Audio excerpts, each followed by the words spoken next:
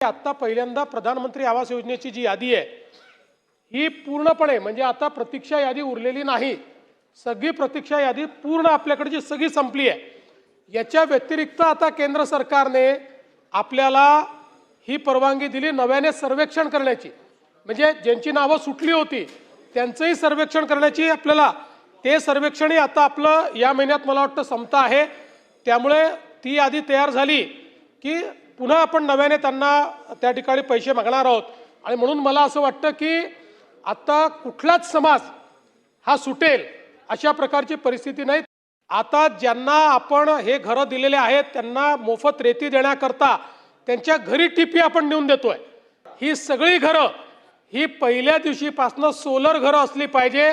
या 30 लाख कुटुंबांना विजेचं कुठलंही बिल येऊ नये या दृष्टीने 50,000 रुपये आपण अधिकचे दिलेले आहेत। त्यामुळे मला असं वाटतं की एक प्रकारे देशामध्ये महाराष्ट्राचं एक नवीन मॉडेल बेघर मुक्त महाराष्ट्राचं आपण तयार करतो।